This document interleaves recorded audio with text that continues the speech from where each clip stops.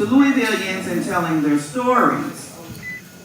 Bobbi feels that her connection to Louisville and the larger Kentuckiana community is the core of her job and what drives her to keep going. Don't panic, it's okay.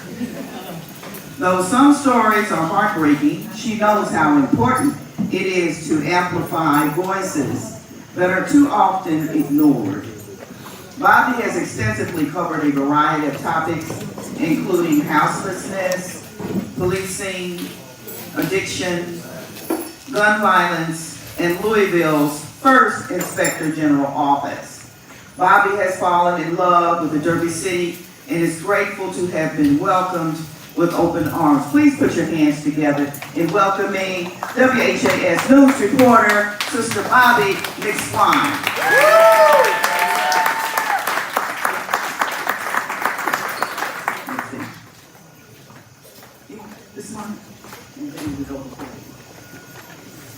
Thank you so much, Kathleen. I was really honored when she asked me to guest moderate this discussion. Yeah, I definitely wanted to watch the movie, so I was like, where can I watch it? Found it on Amazon Prime, because it took it off Netflix at the time, and I was like, oh no. Yeah, they took it off by the time I was watching it. But yeah, so I'm so glad I got to watch it, and I'm so glad I'm here to talk about this with you all and with these great panelists.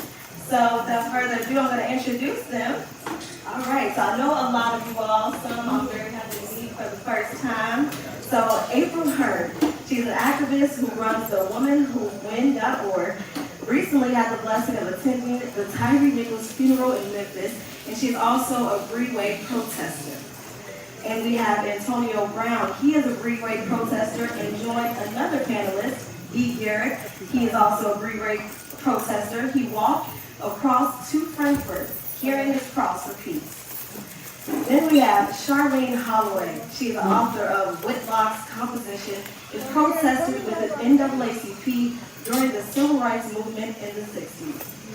We also have Bishop Dennis Lyons. He is a longtime civil rights activist and host and founder of the Bishop's Table. Happens every Friday at 9 a.m. All right, then we have Lamont Collins. He's an entrepreneur and founder of Roots 101 Museum. We have Gracie Lewis. She is a civil rights activist and a political journalist. She's inducted into the Kentucky Human Rights Hall of Fame.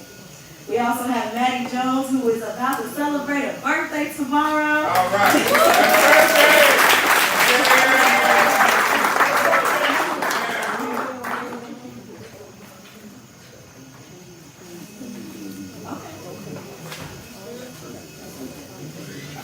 All right, we're going to wait till after. We got a little something special up your sleeve.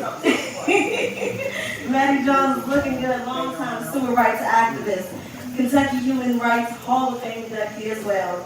We also have Rhonda Mathis, who I know and love. She is a civil rights activist, former chair of the Kentucky Alliance. And we have Vernon Goldman, the executive director of the Human Relations Commission. Let's give it up for all of our great panelists tonight. So without further ado, we're going to go into these questions that you all submitted to us. Okay, no, first we're going to let them make their own introductions. All right. I'm Antonio Brown. Right. Yeah, that's right. This is the first thing coming about the movie, about my what I get from the movie. So I'm glad I looked at it before I looked at it tonight. because I'm a loudmouth myself. I didn't like Al Sharpton. So I looked at the documentary first. Then I done some more research. And I said, man, at first I wanted to run into him just to give him a couple words. Now I want to run into him to give him a hug. Because it got recognized in the beginning of the movie, of this documentary. They said a whole bunch of things, but they used to call him. One of them is sensitive, soft, sissified, or whatever you want to call it, right? But when it comes to us, they always find something. They always find something. This brother at the age of 25, around 25, he got caught up doing something wrong. They made him an informant, right?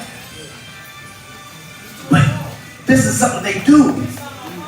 So you can't do nothing wrong because they'll find something on you. Or they'll try to find something on you. And they'll get rid of you, as you can see. Because look at our black leaders. If you read the book about Malcolm X, they're trying to portray him as being homosexual. So you gotta realize the things. How much time I got? you gotta recognize how they done it, how they do us. So when I'm looking at this movie, I see a strong brother that went through a lot. And we watched them grow.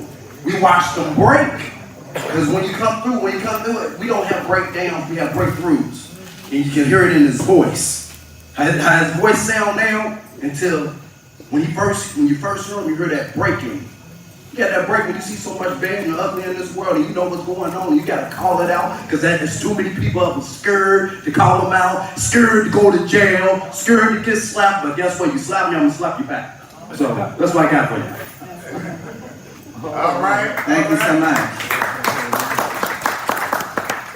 Well, we might as well just go how we have in the order of the panelists. If the panelists are sitting here. Okay, Lorenzo, you're next. How's everybody doing? Giving honor to God. And I like how Al said that every black is born into racism. And we don't get to choose that. That's right. And I like how he started young, like 14 years old. We have to prepare the children. That's right. But I think today is different than then because we just preparing the children to get that bag today. We're not informing the children that they're born into racism and what's coming down the pipeline for them. We're concerned about everything else except for the Creator and what the reality in life. I like Al. I've always liked Al Sharpton. I've spent years living in Chicago as well, and I was part of the PUSH coalition because he keeps awareness on blacks, and he keeps awareness on racism. He keeps awareness to the other races that there's still racism going on in America. They want to wipe racism out. They don't want us to talk about it because they will be recognized for the racism because we're not racist. You know, we're a product of what they've done and what this country has become. And if we stop being aware of racism, it'll become the traditional norm. He says they write the story, so they have first dibs at infiltrating your mind and brainwashing you. He said activism is legislation needs to come after activism. So activism is not just being active. It's like, what can you actually do to affect legislation also? So we do need rallies and marches, but we need it after we do a protest, and it's called a notarial protest. You protest on paper first. Then when nothing is done, then you go to rallying and marching, and that's how you get stuff done with the legislation because the law is already in place to handle all of these affairs. We don't need new laws. It's already in place. They just don't follow them. That's right. So we need legislation in place. We need paperwork that we need to push to them because you don't know who gets the cops in trouble. You don't know who gets the judges in trouble. And the judges are really the main problem because they're the one doing the sentencing and taking us off the streets for nothing. Very good. Thank you, sir. My name's Very good, Lorenzo. If anyone has located some keys, car keys, please bring those to me. If anyone has located some car keys that do not belong to you, we do have a person that has mislaid her car keys. Thank you very much. Yes, is on. It has a JCPS Blue badge. keychain on it as well. Blue badge. Got a blue badge. How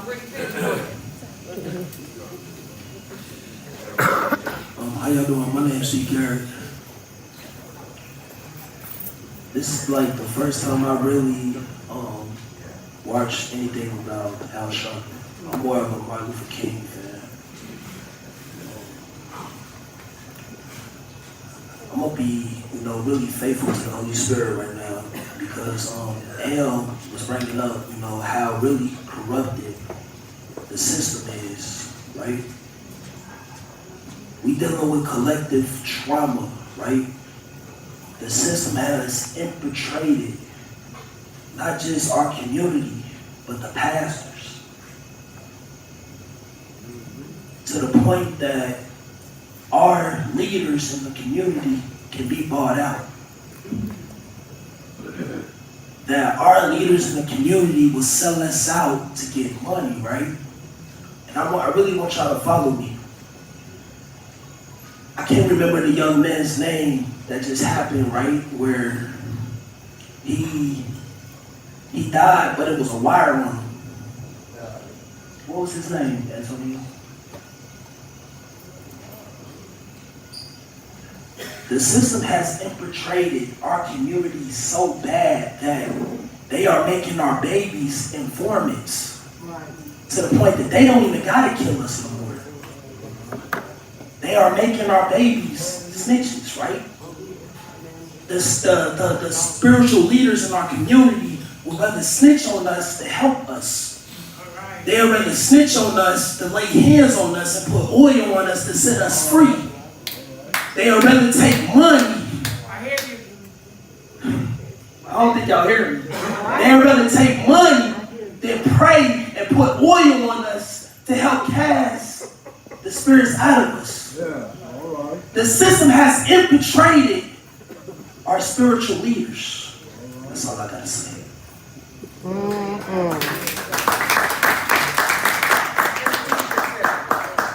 I'm Shirley Hampton Holloway. As I was introduced, an author, and back in 1961, I did shake the hand of Dr. Martin Luther King Jr. I was 13 years old. I also was arrested here in my native city because of peaceful and non-valid protest. I was jailed at 13 years old. I still own both of my jailbird for freedom signs. The other 270 some children did not keep theirs. But as for Reverend Al Sharpton, after the assassination of Dr. King, one of my heroes, of course, besides my late father, a U.S. Army World War II veteran who kept those signs, who also went through racism in the Army, serving our nation, slept in separate barracks, ate in separate dining halls. He told me all about it. He was for me. My mother, a Jefferson County school teacher, was for me. She gave me rides every day. She had Booker T. Washington Elementary School, pick me up at Manley Junior High, drop me off to Quinn. But as far as Reverend Al, I'm happy to say that Reverend Al was kind enough when he spoke at Louisville's Black Family Conference to come and take a picture with Kathleen Parks, here, Gracie Lewis, Shelby Lanier, myself, Janice Rucker, Rhonda Mathis. I published that picture in my book. And as far as I'm concerned, this wonderful documentary, it definitely shows structural racism in America.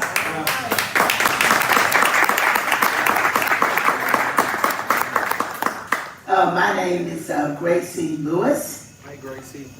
And I truly, truly love Reverend Al Sharpton. He is a man of tremendous wisdom. Amen. He was called for such a time as this. That's right. Ever since he was 5 years old, God showed him what his purpose in life was. So every step of his journey was ordered by the Lord. The only way that you are able to lead massive protests is that it has to come from God. Alright. Because He will tell you what to say, Yes. and especially timing. Timing is very important.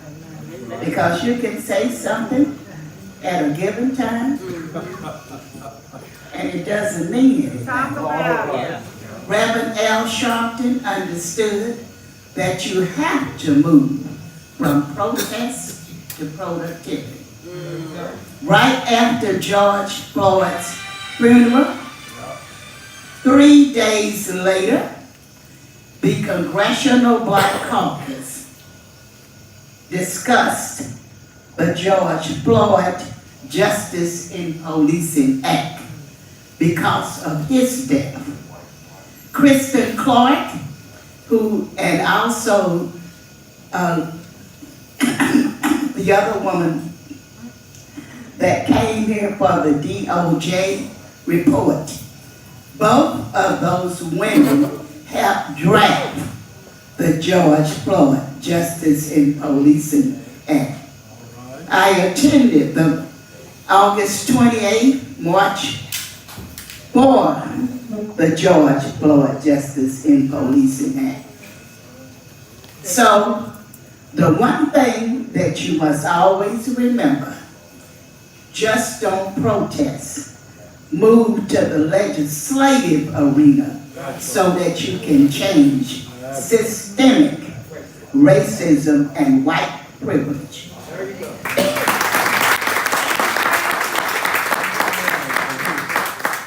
Good evening, everyone. I'm Renee Goldby, the Executive Director of Louisville Metro's Human Relations Commission.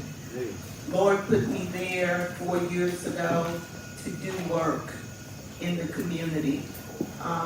My department runs off a bunch of laws that were put on the books exactly 61 years ago about fair housing, fair employment, public accommodations, hate crimes, things of that sort. And that's what my job is to do, to make things right in the community. So that's my fight, that's what I do. All right. And I'm there to support.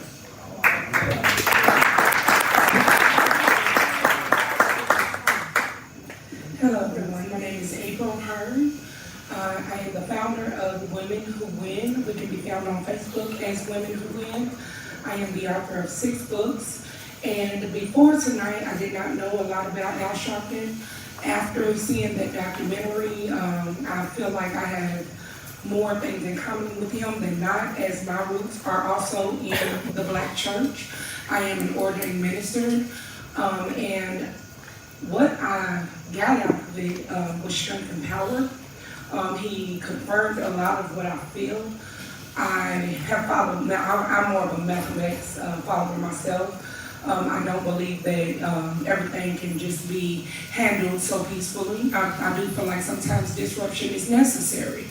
And I heard that in a lot of what Al Sharpton spoke. And so the biggest impact that video had, the documentary had on me today is I would love an opportunity to be mentored by him, because I just feel as if, while I've learned a lot, there's so much more to know. And unfortunately, a lot of my Breeway family, we're learning together.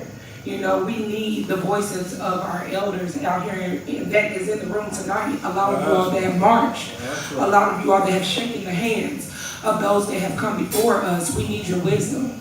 We need you to sit down and strategize with us. We need to know the things that you know so that we can go out here and we can do it right. We hear you all tell us that we need to take seats, but we may not know how to do that or what that looks like. But we are doing the best that we can, and we take pride in serving our community in that way. That's all I have.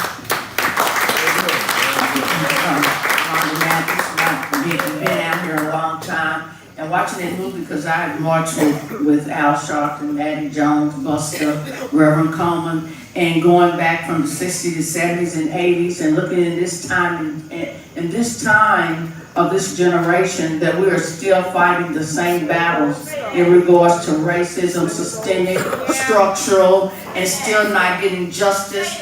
Cops are still not getting locked up. They still got away with Breonna Taylor's murder. So the fight is continuing for us as a people. And it highlights that back in the 70s when we were marching for desegregation and going out to Valley, and the white folks is calling us niggers and throwing bottles and rocks at our children on the buses, sending them to the enemy. And our children are not learning to this day because of desegregation. They have stripped us as a people. They want to enslave us and put us back on the cotton fields.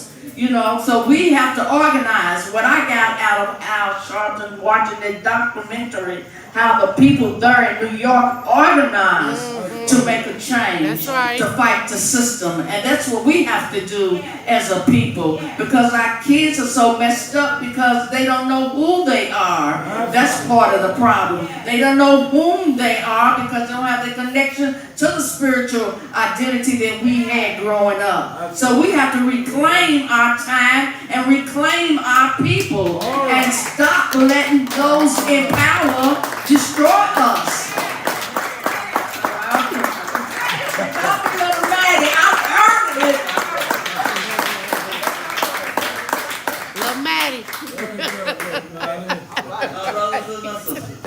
I'm overjoyed to be here tonight to see young people, my young sisters, my young brothers. Yeah. All right. And I questioned myself tonight and I said, look, you've been out there a long time.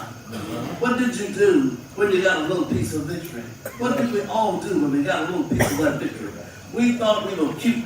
We got up in the city halls and all, and with window dressers in the windows, and we could carry the white man's handbag, and we thought we had it made. We didn't give nothing back to you all to know from where she came. You all don't know the road, and I want for us to travel together. A little bit piece of freedom. Yeah. So now that you have made this piece of freedom, you've seen the actions of Brother Al Sharpton. You've seen what happened to Dr. Martin Luther King and others that's gone on before us.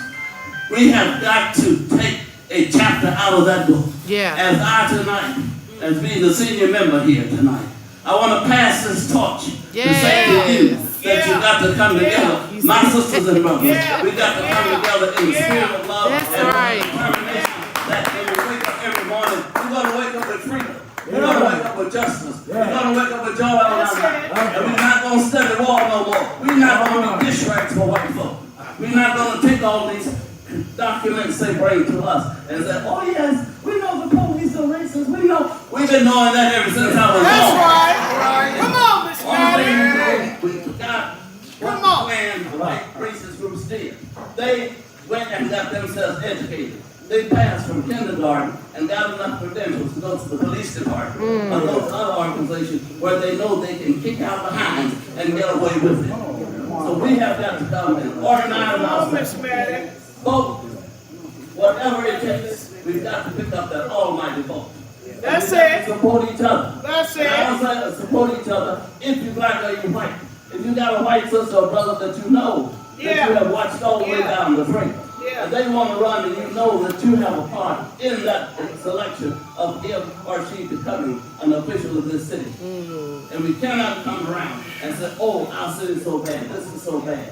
If it's that bad, sit up in the mayor's office. Yeah. I'm a non-violent person, but I do believe in civil disobedience. Yeah. Take it over. Time is out, it's going home, and it's gone to the golf club. Too bad, I'm in your office. That's right. Freedom comes to you and to me. And wake up every morning. Put your mind on freedom. Yes. And study war no more. That's right.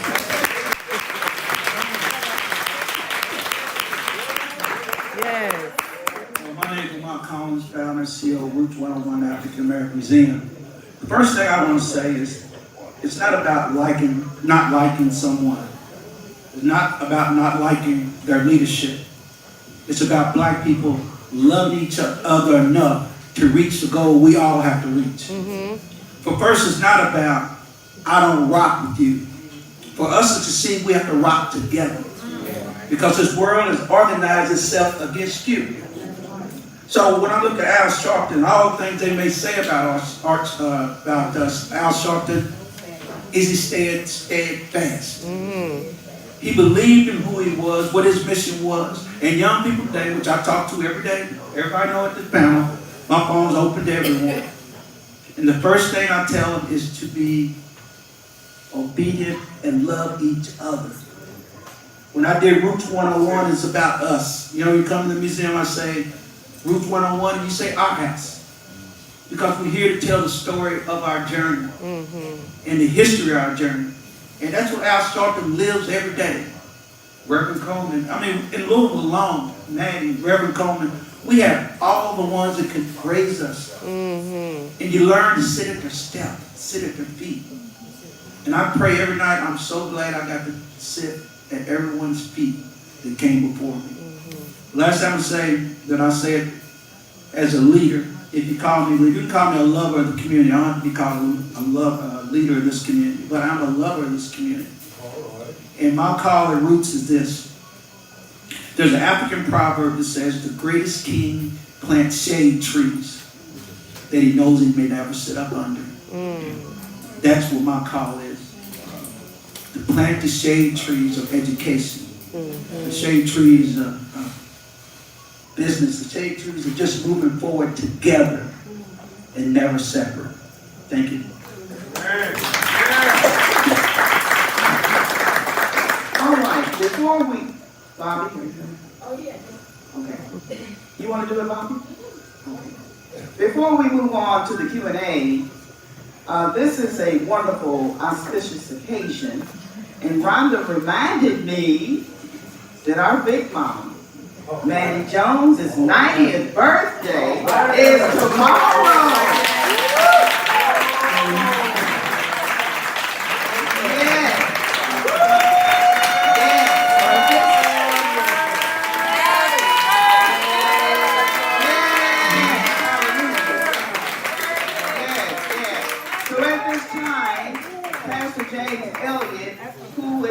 Co-VP for National Action Network. And before we do that, Robert Martin, raise your hand over there. He's our other VP, Vice President in the back. Gracie Lewis with her Nan t-shirt. Center stage is our Executive Vice President, of course yours truly. I am the President, have I omitted? And our Treasurer also is Pastor James Elliott. So at this time, if everybody would just join in and sing happy birthday to Maddie, and we have a presentation for her. Do y'all want to sing it Stevie Wonder style or the traditional? Yeah, Stevie Wonder style. Stevie Wonder. Happy birthday to ya. Happy birthday to ya. Happy birthday. Happy birthday to ya. Happy birthday to ya. Happy birthday.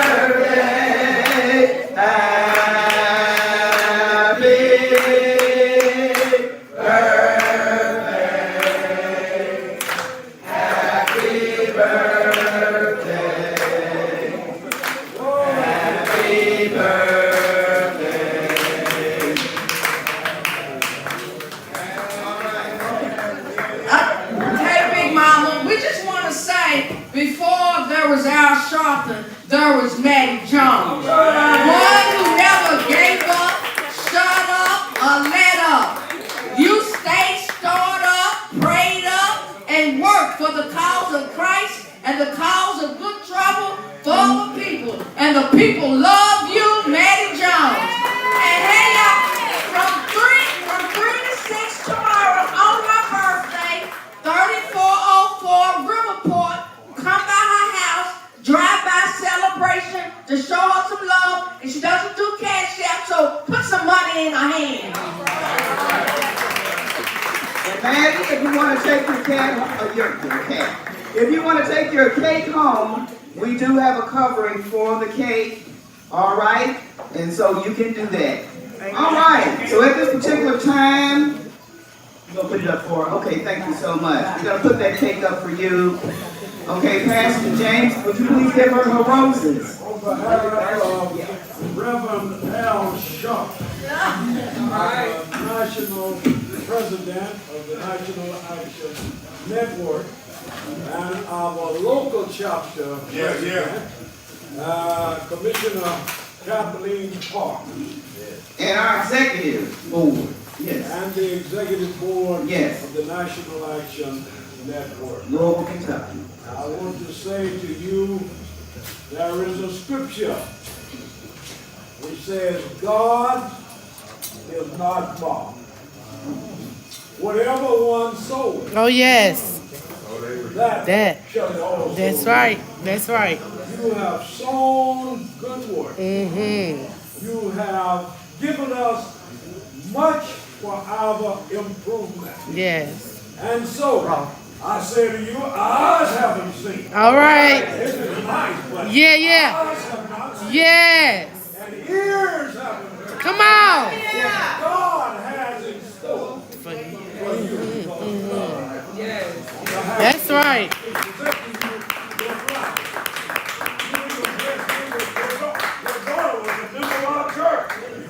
One of the most faithful girls in our church, and she was demonstrating and manifesting the training that you gave her. She never Oh, yeah. gave her no problem. Oh, yeah. Because you did what the word said to. Yeah. Train up the child. Yeah. And you did All right. Thank you, Pastor. You got a little one coming right behind. All right. Thank you so much. Is Erica Seaver in the house? Erica Seaver. Okay. We are ready for the question. Bobbi is ready for the question. Okay, Bobbi. Collected.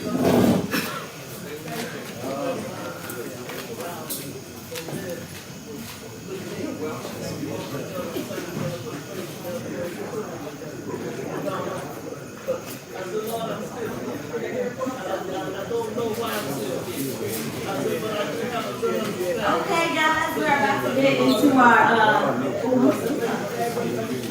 Whatever God wants to do, or whatever He wants me to do, to finish out this different.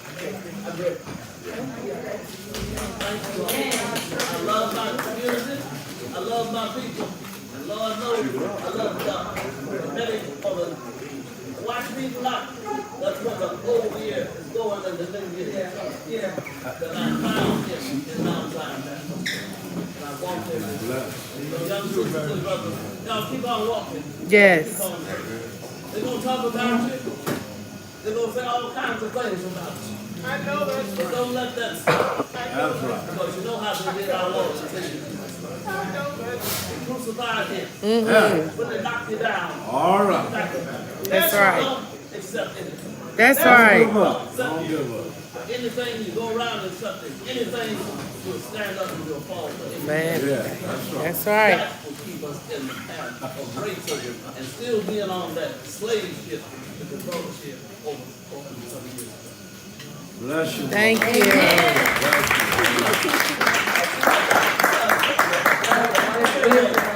right now we have 3 questions from the audience.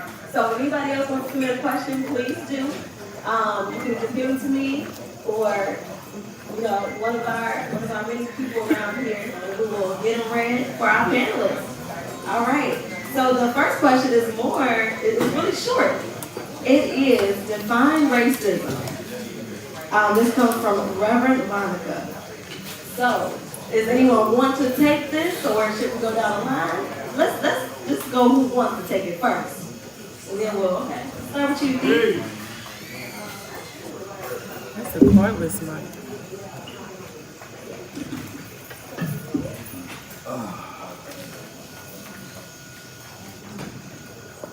I'm gonna tell a little small story.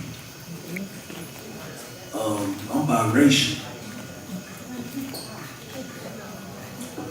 My uncle, he's white, and when we was locked up, he hung out with the Aryan Brotherhood, the ABs.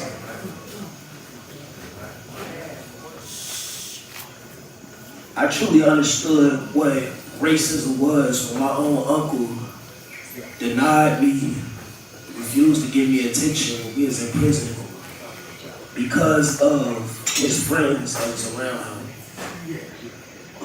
Growing up, me being biracial, I really didn't, I was confused, I'm gonna say it that way. Because, you know, my white side of my family looked at me different. They reminded me that I'm not white. You know, but my uncle reminded me that I wasn't white either.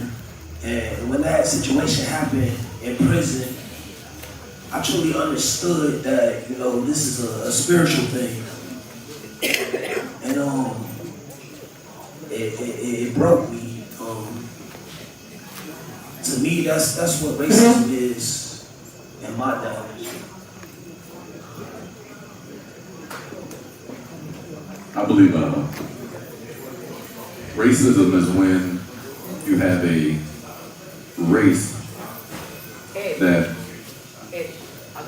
oppresses another race. You have to be in a position to oppress a race. And that's why we can't be racist, because we don't define anything about another race. Come on. Everybody exploits us. Come on. We don't exploit anybody else. Our hearts are so big, it's ridiculous. Right. Our hearts are so big, we fight each other. Right. And that's not racism against each other. That's a prejudice. Yeah. That is when I don't like what you're doing for them because you're me. Now we do have some people that are actually racist against us. Like everybody remember that movie Boys in the Hood? Remember when they got remember when they got pulled over? You know, that scene was put in there because that is actually going on. You know, the cop said, "I hate you." You know, he hated himself. He hated himself for being who he was. And just like what happened in Tennessee, he thought that becoming a cop would make him another race. We feel like we are accepted when we get into those fields and get those jobs. And hey, I work for this, I work for that. I sit next to them. My own experience. Lil Wayne said to Al Sharpton on a record, broke my heart, because Lil Wayne's the best rapper to me. Nobody uses metaphors like him. And he said, "I'm your favorite rapper's favorite rapper," and nobody said nothing. But anyway, Lil Wayne said to Al Sharpton, "Nobody respects you, and I don't like you." He said that on a record. I couldn't believe it. I was floored, like I almost cried when I heard that. It's like, man, you don't even know nothing about Al Sharpton. But then I saw Lil Wayne in an interview say, "Man, I've been a millionaire since I was 14 years old, and I haven't experienced racism in this country." And that broke my heart too. Like, because your money, you're oblivious to what's happening. And then you look at where he lives and where he grew up, and they just kill each other every day. It's the norm. So racism is a race having control of your education, your finances, and can systematically take you away from your families. They were talking about and crying for Mexicans, Hispanics, for being sent back out of the country when we are locked up every day in droves. They go down an assembly line in every courtroom every day and separate our families. Listen, if we don't learn the law, we will be singing these same songs 10 years from now. That's right. Another decade will pass if we don't learn the law and learn the procedure of law. We're never going to get equality of law. So we have to learn the law to at least be able to defend ourselves. Racism is when you can affect everything about somebody. And it's oppression, it's discrimination, it's everything that goes along with it. We don't affect nothing. We can march all we want to. Until we learn that system of law to put that paperwork down, that's the only thing that bothers them. Oh, he wrote this. That's the only thing that bothers them. Write our own law.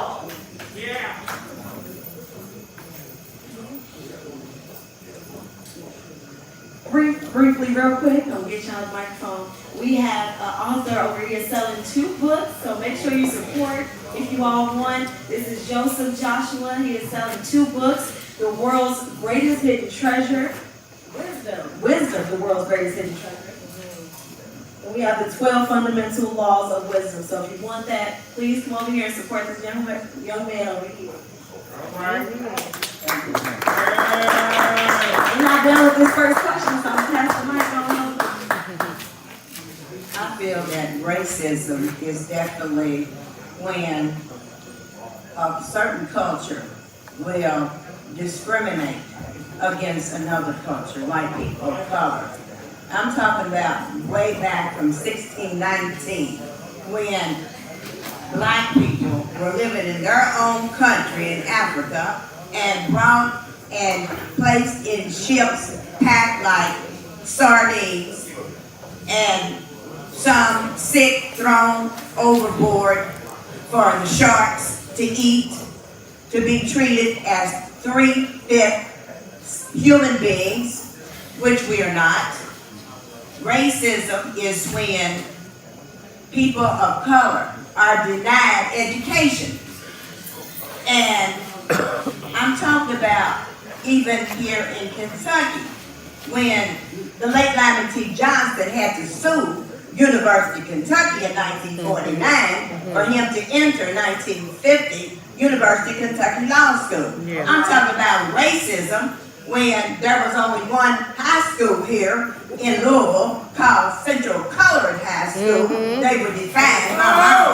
My mama graduated from Central Colored High School in 35, and I have her program that states that.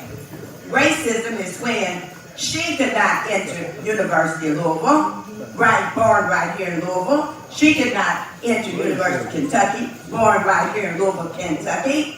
She had to go across the bridge to Indiana University and be the first black born in Kentucky to graduate from their world-renowned Jackson School of Music. Wow. They're proud of her history. They talk about it all the time to me.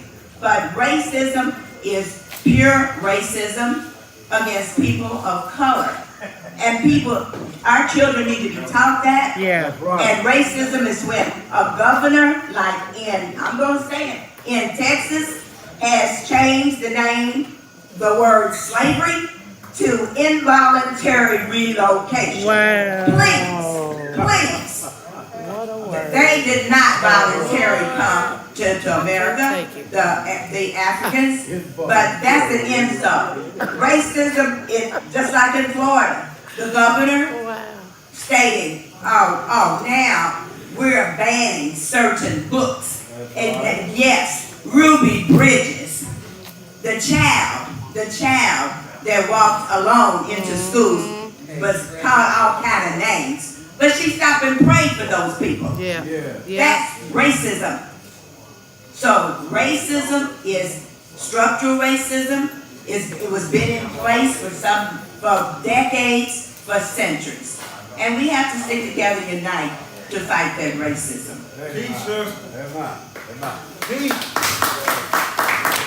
Racism is determined by the system that we live in. When you have control of the resources of any country, you can determine who teaches in slavery. The slave masters determined if you could marry. And in fact, even if you did marry, the slave master could come in and take that man's wife. That's right. So it's important that you understand that racism, anybody can be prejudiced. That's right. But racism means that you are in total control of the media. That's right. What is taught in the schools. Teach us. How police are to treat you. How much you can earn. And don't forget one thing. It was black labor that created white women. That's right. That's right. That's right. Well, I think Ms. Gracie just said everything I was going to say.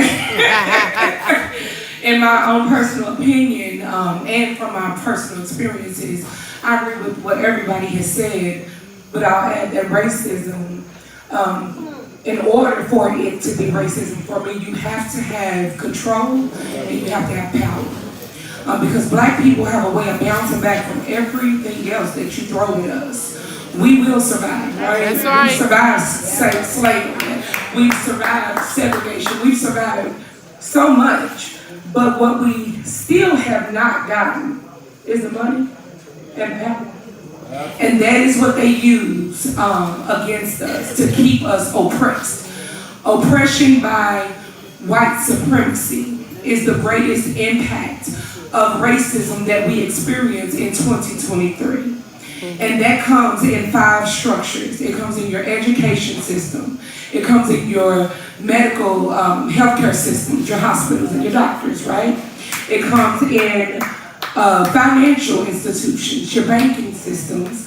It comes in housing, unaffordable housing, when they create ghettos and poverty-stricken ghettos. And the only way to get crime out of those ghettos is to get rid of the poverty. That's right. And then it comes in your judicial systems. And the only way that we will be able to eliminate racism is to eliminate white supremacy. All right.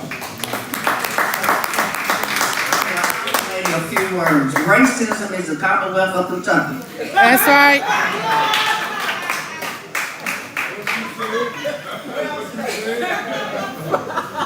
One thing about the law, you know, and a racist is not born. They are taught.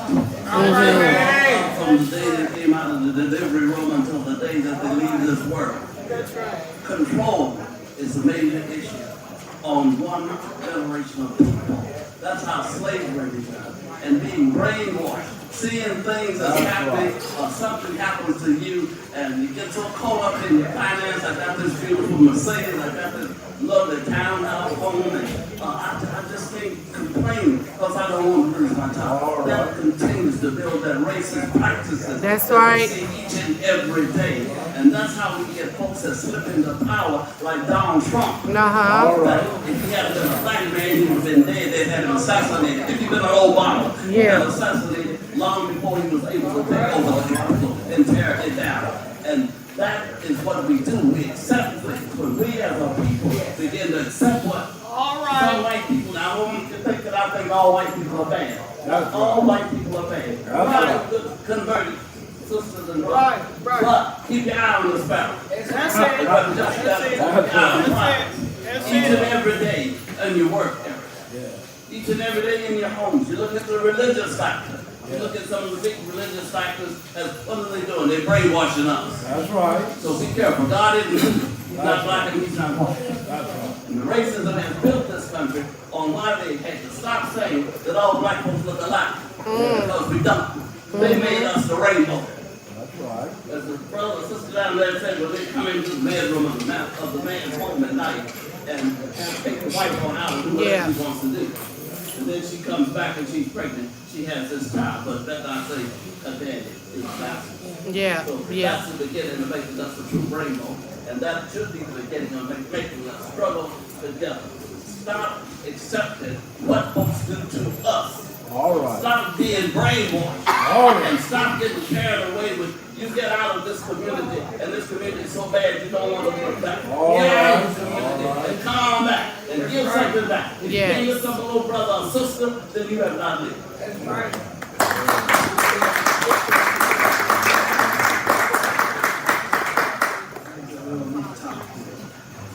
Racism. We know the world is racist. But I want you to look in the mirror, your mirror, and see how much of racism you practice in your own lives. See, because racism just don't look different to you. We allow racism to live in us. All right. So nothing white America has to do, because we do it to ourselves. All right. We're not supporting. Think about this business right here. This brother opens up the door for a community. Yeah. Right? That's right. He's not making $1. He's just keeping his business open to support you. Yeah. So why are you not down here another day spending $50 versus $2? If you truly believe in our community. All right. That's what it's about. It's not about racism. It's about racism. It's about us. It's supporting what we're doing, even from a history standpoint.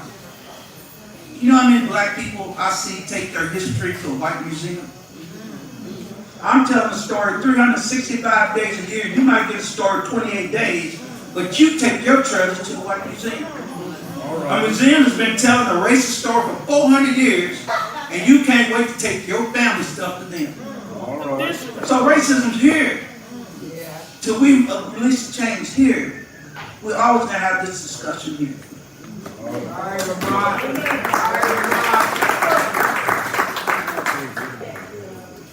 Yeah, one more comment, Antonio Brown. Racism. What is racism? What is white supremacy? See, that's the real question. Like he explained it. I love the way he just explained it because it is. Y'all got Nike's, Adidas, right? Y'all got your Gucci, right? How many of us got Gucci on? They just called y'all some niggas. But we forgive. That's white supremacy. You are. You are the racist. We are.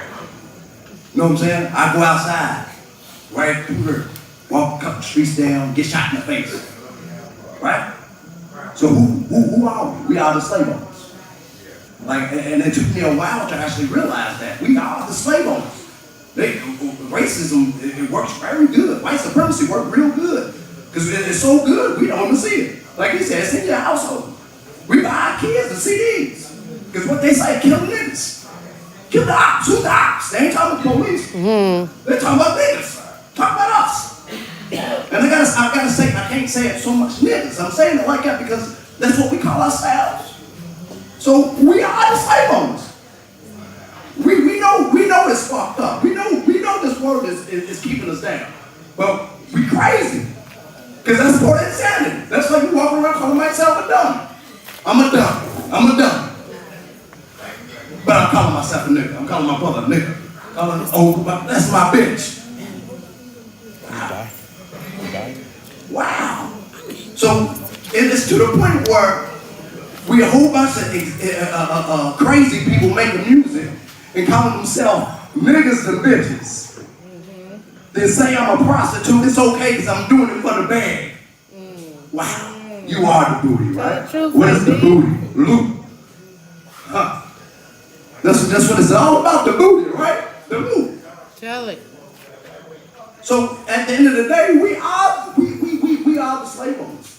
And once we realize that, we can actually unprogram ourselves. Because like he said, we spend money with the white folks instead of coming right here. Y'all need a drink, come right here. Why can't you? Y'all scared of ourselves? You get what I'm getting at? You scared of yourselves? So we scared of what we made ourselves. So we don't want to come here because we done made in the situation that we are. Because somebody dropped the ball somewhere. Somewhere white supremacy worked. Somewhere, if y'all look at that documentary, you're going through the same exact thing. The same exact thing. You want to know racism? Look at the DOJ report. That should be in every city right now. Mississippi, goddamn. My OGs know who that is. Y'all know about that, don't you? Mississippi, goddamn. Right? Right? That's where we at. And that's all around America. Y'all know about it. I'm not just talking about Mississippi, because Mississippi's on the map right now. I was at a podcast and I had to look up. A dude said, man, what's up with Mississippi? So I looked up Mississippi. I said, man, they even done the white girl band. Lisa, I can't think of Lisa's last name, but she was killed in jail. Just like our sister, Sandra Brown too. Tanisha Chabelle. Killed. Beat up by some old CEOs, and the CEOs let the inmates bid. It's on the internet. It's on the internet. Look up Mississippi. She just got killed about 2 years ago. So what we dealing with is a structure. White supremacy don't get a fuck about nothing. You go down there in Portland, they treat the white folks just the same way. It was a white boy that got killed in the car. That's how white supremacy works. You don't give a fuck about no white privilege. I'm superior. I'm superior. I give a fuck, but I'm gonna make you confused to the point that you got some privilege that I really give a fuck about. Yeah. That's right. So that's what that is. That's what we at. All right, Tony. I done went in the restroom and you done showed out here. In front of your elders, these church folks and all that. Look, I'm just messing with you. They know what time it is. They understand. And I just want to say before I turn it back over to the lead moderator here, that I think we've had some great panelists here. Oh, yeah. On every generational level. And I kind of want to know before I turn it over to this beautiful sister, do you all want to watch the remainder of the film? Yes. Okay. Well,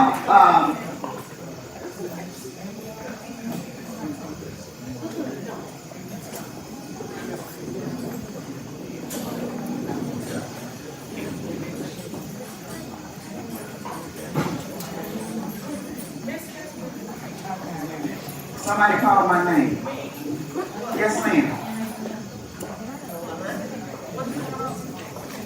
No, we're trying to make a determination as to, people want to watch the remainder of the movie, so we need to wrap this panel up.